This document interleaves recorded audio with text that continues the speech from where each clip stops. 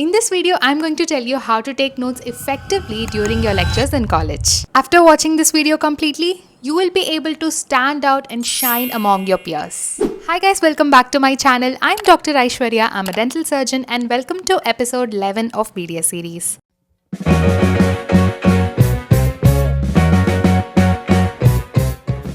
This video is applicable for every college students out there. From your first year till your final year, this is going to help you a lot.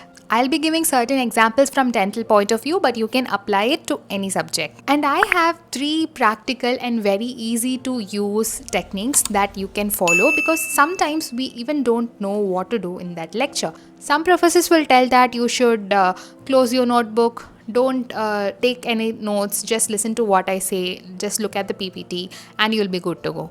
At that cases we can't do anything, but if we have that freedom to sit and take notes, digital notes or your handwritten notes, like your manual notes, whichever it is, you have to take notes during your lecture. That will help you in a long run, trust me. As I said before, there are 3 basic practical techniques that actually works wonders, out of which the third technique is the most effective. Watch the video till the end to know what it is. But before getting into the video, I'm going to ask you one small favor.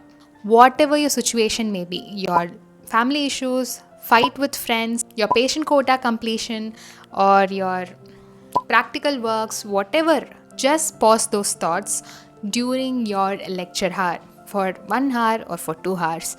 Just pause those thoughts. Please understand that thinking about those issues, especially during that 1 hour, it's not going to make much of a change. So pause that, leave that for the rest of your day, and if your lecture is for 1 hour or 2 hours, just sit and listen to it very, very carefully.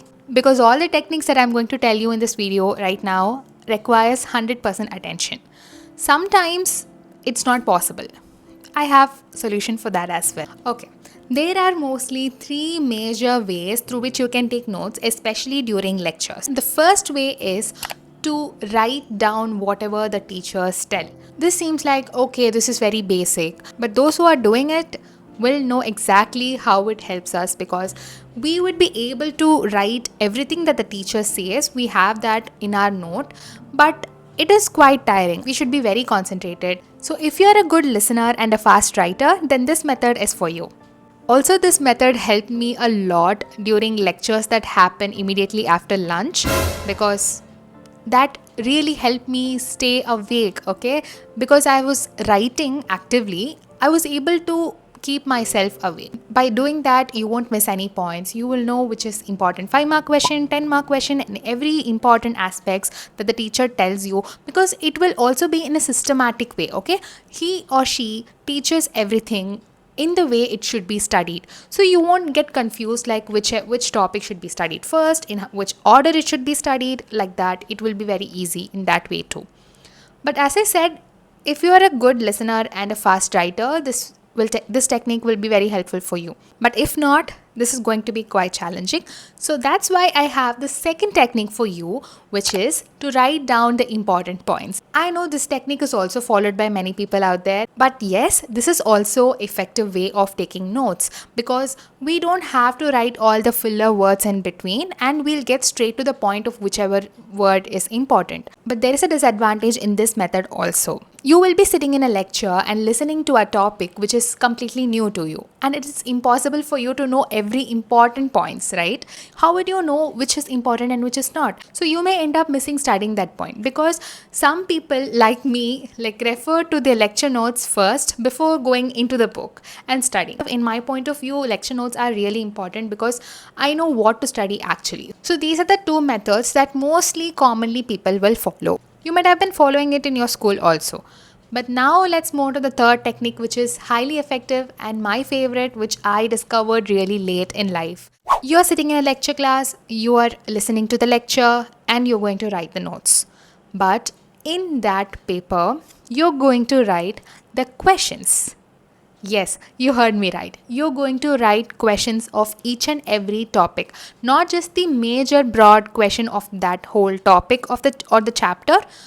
You are going to write questions to every other important points. Now let's assume this is the page where you're going to take your notes during lectures. Okay, so first all you need to do is to write the topic. Okay, simple. And then you need to split this page into two columns. One is for questions and the other one is for answers.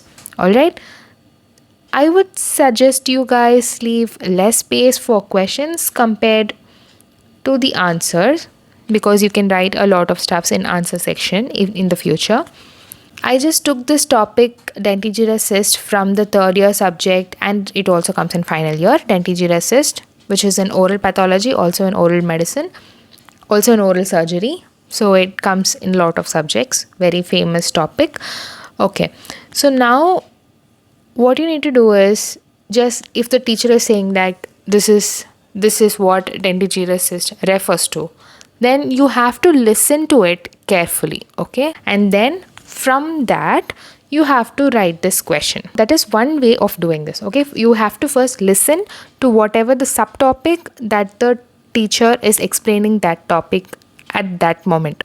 If he or she is talking about the definition, then you have to listen to the definition, you have to try to understand the definition at that point, and you have to write that question once that subtopic is over.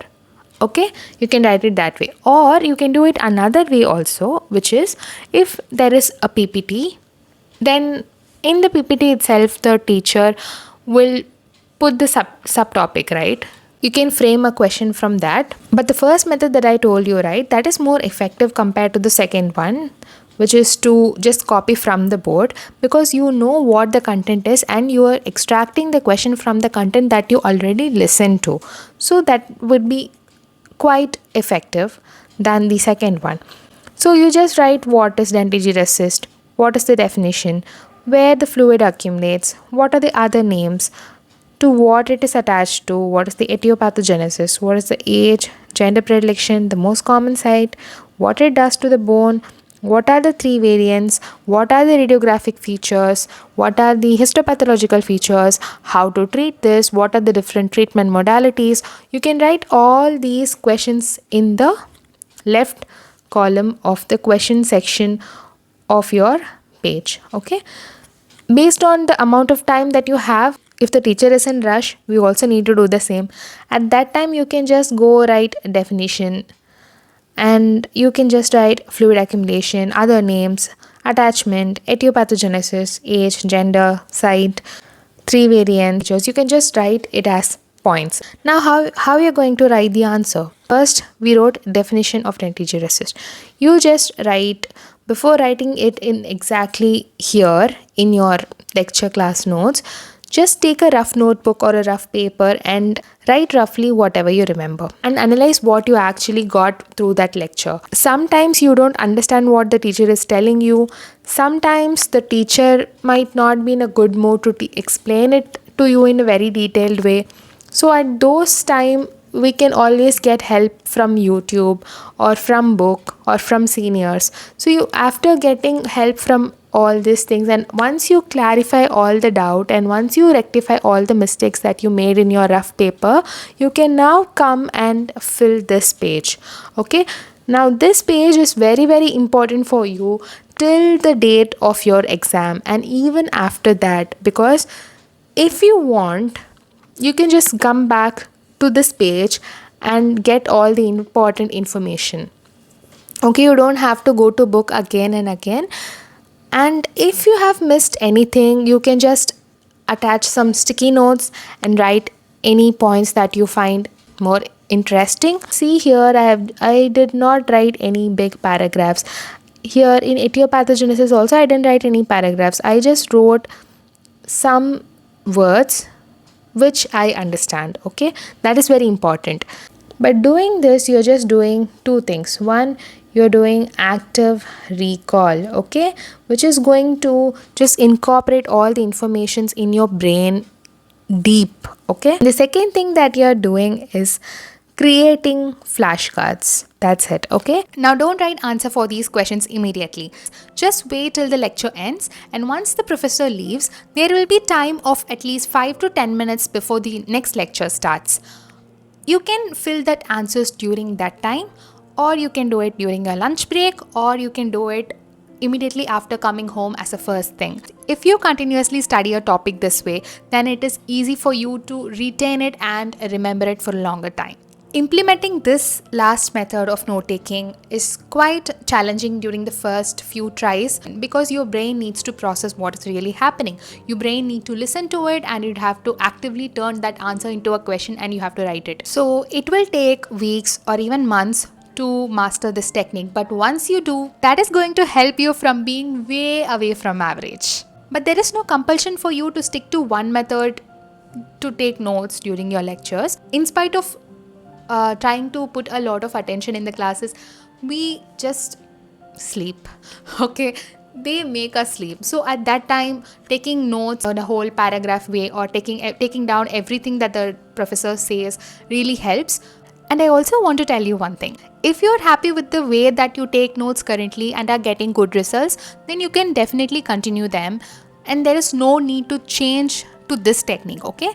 That might hamper the way you take notes and the way you study. So don't immediately change. Like if you are confused like what to do in the lecture class, then you can try either of these methods. Please do let me know in the comment section below that which method you like the most and which are you going to follow during your lecture classes. I have other videos coming on the channel on how to take notes from books, make short notes for last minute revisions, and other useful study tips as well.